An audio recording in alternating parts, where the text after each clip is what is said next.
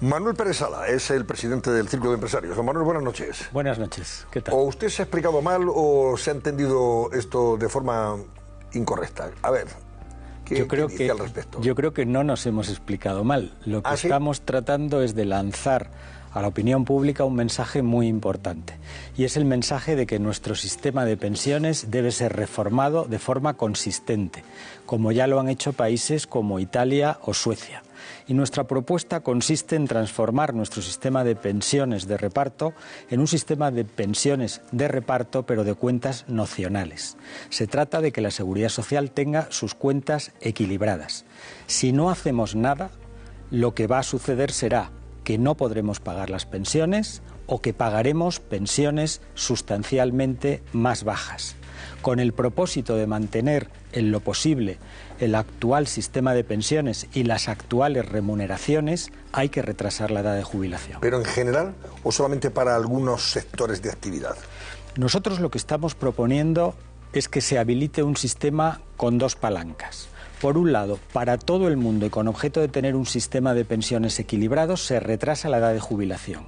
Y adicionalmente es el Estado el que crea un sistema de pensiones adicionales no contributivas para solucionar el problema social que se cree en aquellas personas que no hayan conseguido con el sistema general alcanzar una pensión digna. Sí, pero aquel que está trabajando en una actividad física exigente, ya sea en el campo, ya sea en la construcción, por ejemplo, no sé, otras actividades que requieren un esfuerzo y una vida en la calle, hombre, no se le puede pedir que esté por encima de los 60 años, no sé, ya 62, 60 me parecen muchos. ¿Cómo vamos a obligar a esa persona a que no se pueda jubilar antes?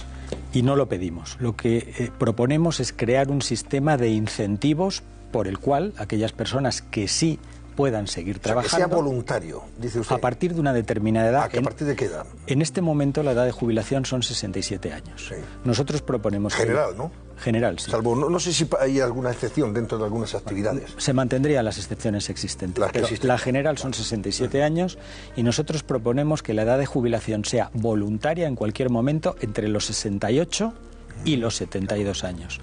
Y que haya un sistema por el cual...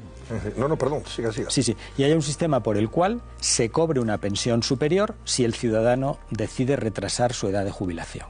Se trata de que el ciudadano elija cuándo se quiere jubilar y la pensión que le corresponda en función de la edad de jubilación. Se da el protagonismo al ciudadano, que no sea el Estado el que reparta de forma arbitraria unas pensiones que no tiene derecho a repartir porque es un derecho adquirido del cotizante, y que sea el propio ciudadano con un sistema de cuentas nocionales el que decida en cada momento cuándo se jubila y en qué condiciones dentro de ese periodo de tiempo que haya unos incentivos para animar a aquel que quiera todavía continuar su vida laboral, porque se lo permite su físico y su mente, pueda hacerlo. Estamos hablando entonces de una opción que se plantea desde el punto de vista voluntario. O sea, entre los 68 hasta ahora lo obligatorio en este años, país se ha fijado 67 años, la edad de jubilación. Es subirla un año. Usted lo que dice, oiga, probablemente para que esto se haga más sostenible, en definitiva es subir algunos años en aquellas actividades que puedan aguantar. No sé, yo me refiero, por ejemplo, periodistas, el mundo de la medicina, profesores que a lo mejor quieran, el mundo académico, quieran seguir. Oiga, que es voluntario. Hay otros que digan, mire usted, yo ya he llegado hasta aquí y no aguanto ni un minuto más. Pero habrá gente que a lo mejor quiere seguir, ¿no?, en su actividad. De esa forma letrados, no sé, abogados, en fin, actividades... De esa forma estabilizaríamos el 80% del sistema de pensiones, porque las personas que trabajan en el sector primario cada vez son menos, las personas que tienen esas responsabilidades profesionales duras no son la mayoría de los cotizantes al sistema de pensiones. Se trata de que el sistema de pensiones esté equilibrado y como consecuencia sea sostenible. Bueno, ¿alguna pregunta sobre este tema? Porque luego pasamos a otros. De ignorante, que seguro muchos de nuestros oyentes se hacen. Nos cuesta mucho entender cómo, por un lado, hablamos de alargar la edad de jubilación y, por otro lado, la dificultad enorme que tienen los jóvenes de incorporación a nuestro mercado laboral. Claro. De hecho, muchos jóvenes nos visualizan como un obstáculo para su propia incorporación. Entonces, ¿esto cómo se concilia y cómo se da esta paradoja? Pues yo creo que hay que decir que otra de las propuestas, además de la propuesta sobre pensiones que hacemos en nuestra carta abierta, es una propuesta de mejorar la educación. El problema que tienen algunos jóvenes para acceder al mercado de trabajo es un problema de capacitación. están formados, han estudiado incluso carreras universitarias, pero no tienen la formación necesaria que requiere en este momento el mercado de trabajo. Hay que trabajar en la educación de nuestros jóvenes capacitándolos para el empleo. Hemos hecho numerosas veces propuestas en el sentido de habilitar una verdadera formación profesional dual o una formación universitaria dual. El propósito es capacitar a los jóvenes para el empleo. Sin embargo, la salida del mercado laboral de las personas mayores realmente no resta posibilidades a los jóvenes, porque el conjunto de ofertas en el mercado de trabajo para los jóvenes son radicalmente diferentes a las ofertas para las personas mayores. Hoy una persona mayor trabaja en una empresa tradicional y un joven, sin embargo, se dedica a actividades tecnológicas, a actividades muy diferentes a las actividades tradicionales. Bueno, pero por ejemplo, tomemos como ejemplo esta empresa en la que nos hallamos, por ser enormemente prácticos, ¿no? Si Antonio y yo y Emilio y Julián nos retiramos, indudablemente pues habrá gente que quiera dirigir el Cascabel, que quiera dirigir el fin de semana, que quiera dirigir el ABC, etcétera, ¿no? Pero en el conjunto del mercado laboral, las ofertas para jóvenes son de naturaleza radicalmente diferente a los puestos de trabajo que están ocupando los mayores. Emilio. Buenas noches y muchísimas gracias. Mi pregunta sería, usted nos ha dibujado un escenario en el cual ha dicho el 80%, vamos a decir, del desequilibrio de la seguridad social se podría reconducir con su propuesta, que a mí, que soy profesor universitario en este momento de mi carrera, que todavía me queda para llegar a esa edad, aunque la barba blanca apunte a otra cosa. ¿Cuándo jubilan los profesores? Pues los profesores nos jubilamos, no lo tengo muy estudiado porque me queda lejos, pero nos jubilamos como el resto y yo muchas veces colegas míos han lamentado llegar a ese momento porque les hubiese gustado seguir trabajando. Hay otros que están encantados. Hay otros que están, evidentemente, a mí me gusta mucho esa idea del elegir, pero mi pregunta sería, ¿qué pasa si no hacemos nada? ¿Cuál es el coste de no hacer nada y de seguir, en cierto sentido, tirando el balón para adelante con respecto al sistema que tenemos hoy en día? Porque, por un lado, hay un discurso, el discurso de bolsa llena de billetes, en la cual doy 20.000 euros a todo el mundo que cumple 18 años y la vida puede ser maravillosa, y hay otro discurso más cabal que dice que tenemos uno de los grandes desafíos estructurales de nuestro país, tiene que ver con la sostenibilidad del sistema de pensiones. Y a mí me parece que lo interesante que han hecho ustedes es que introducen un debate que es pertinente. Y la pregunta sería, ¿hacia dónde va el sistema si no hacemos nada con el sistema de pensiones?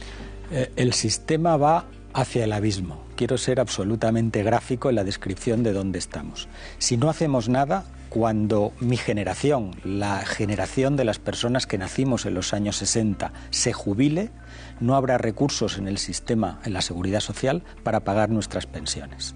La única solución sería una caída, una reducción drástica de las pensiones de jubilación de mi generación cuando se jubile, o un retraso de la edad de jubilación. Como esperamos cobrar una pensión cuando nos jubilemos, defendemos por ese motivo el retraso de la edad de jubilación, como única solución para poder tener, en este caso la generación del baby boom, una pensión digna. Y no hay más soluciones, son matemáticas.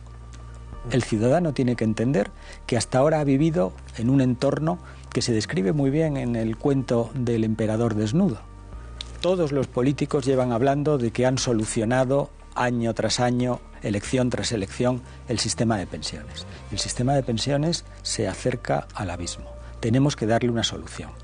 Y no conviene rasgarse las vestiduras. Cuando hay un problema, cuando una persona tiene una enfermedad, lo mejor es asumir cuál es la realidad y aceptar que tiene que realizar un tratamiento y asumir los sacrificios que resulte necesario asumir.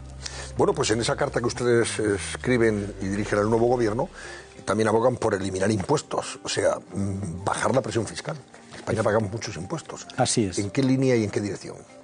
Pues consideramos que los recientes impuestos que ha habilitado el gobierno deberían... ¿Como por ejemplo? Por ejemplo, el impuesto a la banca, a las eléctricas, a las grandes fortunas, habría que reducir el IRPF. Es decir, el Estado ha estado beneficiándose de forma absolutamente excepcional de una situación inflacionaria y recaudando, llegando a los récords históricos de recaudación que se han producido en España. Hay que bajar los impuestos, hay que quitar las nuevas figuras creadas a propósito, que son además figuras que distorsionan completamente los diferentes mercados. Y voy a poner un ejemplo. El gobierno percibe que las eléctricas obtienen, las compañías energéticas obtienen beneficios adicionales. y lo que se le ocurre es poner un impuesto para dedicar ese dinero a Dios sabe qué, entre otras cosas, al derroche. ¿No sería más práctico pedir a las eléctricas, mediante un sistema de incentivos, que reinviertan los beneficios extraordinarios en generación renovable, en descarbonificación, para tener un sistema eléctrico más adaptado a nuestras necesidades, más verde y más limpio, y sobre todo tenerlo antes? Sin embargo, gravamos con un impuesto especial a las eléctricas y las eléctricas reaccionan haciendo sus inversiones fuera de España. Eso es lo que ha pasado en esta legislatura. Es una absoluta locura. Esto no se puede hacer así. Sí. Hay una pregunta sobre la situación laboral y el empresariado que a mí me atormenta y me persigue y llevo buscando soluciones hace años, que es el tema de los mileuristas. Quiero decir, ¿por qué a nuestros hijos de 25, 20, 22, 30 los tenemos que ver condenados a ganar 1.000 euros? Quiero decir, pero además es asombroso, porque lo ganan desde cajeros hasta periodistas, pasando por gente que se dedica a los sondeos demoscópicos o auxiliares de enfermería. Quiero decir, ¿por qué? ¿Por qué ganan tan poco los jóvenes españoles y por qué hay tantos mileuristas? ¿Es que son avaros los empresarios? Yo creo que tenemos un problema de desajuste en el mercado laboral. Tenemos personas muy bien formadas, pero no formadas para los trabajos que está demandando en este momento nuestro mercado laboral. Tenemos muchos universitarios trabajando, haciendo funciones para las cuales están sobrecualificados. Y sin embargo tenemos muchos puestos de trabajo que en este momento se cifran entre 400 y 500.000 en lo que denominamos carreras STEM, que están desiertos y que están siendo contratados en el exterior. Hay muchas empresas españolas que están contratando su personal en otros países porque no cuentan con las personas necesarias en el nuestro. Tenemos personas mal capacitadas para el empleo. Por ejemplo, requieren ese conocimiento que en España no tienen nuestros universitarios. Tenemos carreras de matemáticas, ingeniería, informática, carreras de consultoría o trabajos de consultoría que quedan absolutamente desiertos. No tenemos profesionales capaces de asumir esa demanda. Y eso es un problema, porque por un lado tenemos exceso de profesionales o de personas formadas en determinados ámbitos, sobrecualificados para la oferta laboral que hay en el mercado y, lógicamente, frustrados. Y eso no es bueno. No es bueno para nadie, ni para el empresario, ni para el joven, ni para el trabajador. Tenemos que solucionarlo esto. Es un problema de educación y de capacitación para el empleo. Eso lo va a solucionar en un plis-plas Sánchez, si vuelve a reeditar el gobierno Frankenstein. Ahora le voy a preguntar sobre esto. ¿Verdad, Nazaret García Jara? Dice Calviño y Sánchez que vamos, la próxima legislatura, si ellos gobiernan, pleno empleo. Aquí no va a haber ya paro. Aparte que la izquierda, hombre, por favor, la izquierda gestiona mucho mejor la economía que la derecha. Faltaría más. Cuéntanos. Son algunos de los titulares que nos ha dejado ese nuevo capítulo. O sea, en este caso ha sido la entrevista de Pedro Sánchez a Nadia Calviño, un guiño a las empresas, por cierto, por parte del presidente del Gobierno, justo cuando el Círculo de Empresarios y CEPIME le reclaman que respete la figura de los empresarios. El presidente del Gobierno presume de lo mucho que su Ejecutivo ha hecho por las empresas y asegura que la izquierda gestiona mejor la economía que la derecha. Escuchen. Este es un gobierno que ha hecho mucho por la empresa en nuestro país. Yo creo que también hemos demostrado que desde la socialdemocracia se puede hacer una política económica y gestionar la economía mucho mejor y la creación de empleo que cuando gobierna la derecha, ¿no? En esa entrevista Sánchez se apropia de los logros de la reforma laboral. Eso sí, no ha mencionado a Yolanda Díaz y hace dos anuncios de cara a la próxima legislatura. Por un lado, un alivio hipotecario para aquellos hogares de hasta 37.800 euros de ingresos anuales, pero sobre todo ha puesto el foco en su anuncio estrella, alcanzar el pleno empleo, lo que el Gobierno entiende por bajar la tasa de paro al 8%. Nuestro objetivo para la próxima legislatura tiene que ser lograr el pleno empleo. Esto al final, ¿qué quiere decir? Que bajemos la tasa de paro estructural al 8%, que bajemos a la mitad la tasa de paro juvenil, la tasa de paro de larga duración. El objetivo es un acuerdo con los agentes sociales para que en 4 años logremos el pleno empleo. Y por cierto, Antonio, que también ha habido, digamos, un momento en el que la vicepresidenta económica ha tenido un ligero lapsus y por partida doble además. Explicando las cifras de déficit, Calviño quería decir la palabra impresionante, pero le ha salido un impresentable. Digamos que le ha podido traicionar el subconsciente.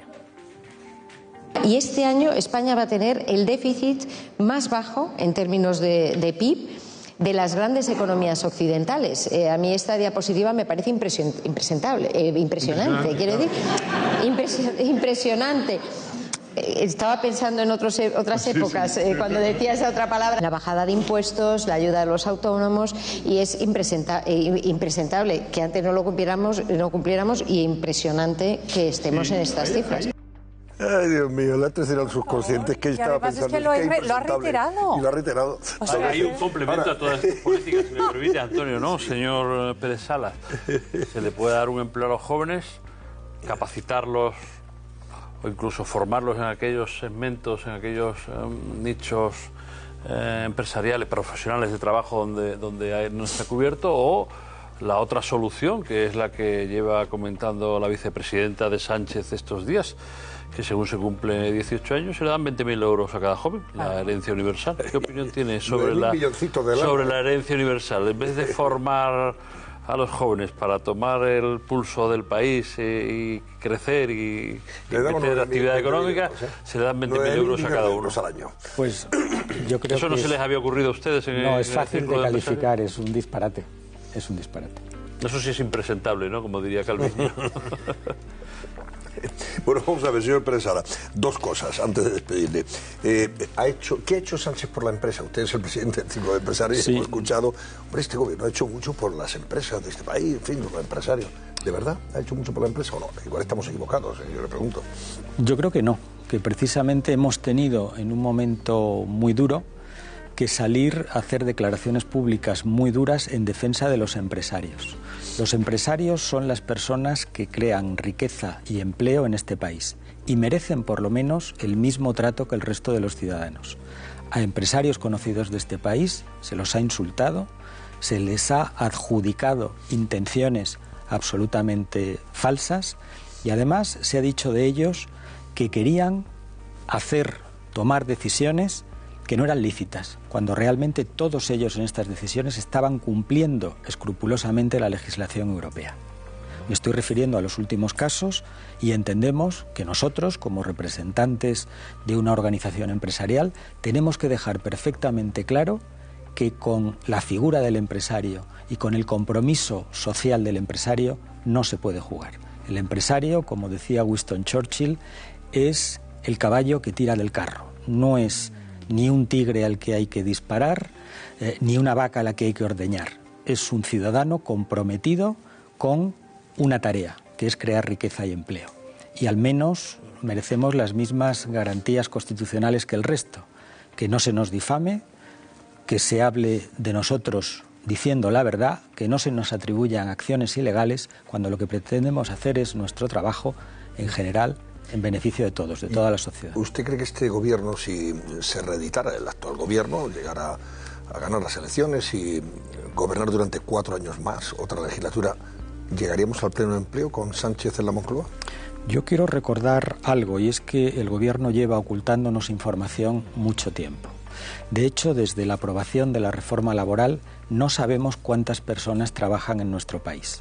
Nosotros utilizábamos tradicionalmente como medida estadística del empleo el número de contratos celebrados y hemos tenido que olvidarnos de esa estadística y tomar el número de horas trabajadas, porque es la única forma de saber cuántas personas trabajan, qué empleo se genera. Y lo que tengo que decir es que todavía no hemos recuperado en horas trabajadas el nivel de empleo que teníamos antes de la pandemia. Cuando hablamos o cuando oímos hablar a nuestros políticos con este espíritu optimista, no entendemos absolutamente nada, porque no hemos conseguido en empleo todavía recuperar los niveles prepandemia. Y quiero recordar que no solo no hemos recuperado los niveles prepandemias, sino que en el mercado laboral hay 500.000 nuevos puestos de trabajo creados por el sector público. Si eliminamos estos 500.000 puestos de trabajo, realmente estamos, con relación al año 2019, muy lejos del empleo privado que se había conseguido hasta ese momento. Se ha conseguido aminorar la cifra de parados gracias al empleo público que ha creado este gobierno, no porque lo hayan hecho ustedes, los empresarios, en definitiva. Efectivamente, la mayor parte de reconstrucción del empleo ha sido empleo público. Y quiero recordar que el empleo público es menos productivo que el empleo privado. Contribuye mucho menos a la generación y al crecimiento del PIB. Y esa es la razón por la cual la economía española es la última en recuperarse en toda la Unión Europea. Porque las políticas que ha llevado a cabo, las políticas económicas que ha llevado a cabo este gobierno, son precisamente políticas no adecuadas, que no han propiciado el empleo y que no han conseguido la recuperación que sí han conseguido el resto de países de la Unión Europea. De hecho, la Unión Europea, a través de su organismo, Eurostat, lo que dice es que aquí en España están ocultándose cerca de 1 millón de parados. Sí. Que no figuran en la estadística oficial, pero que están en el paro. Y entiendo que eso es lo que explica por qué el sistema de la seguridad social sigue siendo insostenible, porque si recordamos lo que se decía en el anterior gobierno del Partido Popular, Mariano Rajoy siempre decía lo mismo: cuando lleguemos en España a 20 millones de cotizantes, el sistema será sostenible. No sé si era verdad o no, pero esa era la directriz sobre la que giraba todo en materia de seguridad social del gobierno de Mariano Rajoy. En realidad, hemos pasado esos 20 millones, estamos en cerca de 21, ¿correcto? Y sin embargo el sistema es insostenible. Claro, pero hay un problema. Porque en realidad se está cotizando mucho menos y se está trabajando muchas menos horas que antes. Esa es la explicación. Y no solo eso, sino que esos cotizantes que se miden a cierre de mes pueden no haber trabajado durante ese mes más que 1, 2 o 3 semanas. Como consecuencia, el número de personas que realmente trabajan es mucho menor. No podemos utilizar esa cifra, que todos pensamos que es una cifra de personas trabajando a tiempo completo, como una referencia, porque no están trabajando a tiempo completo.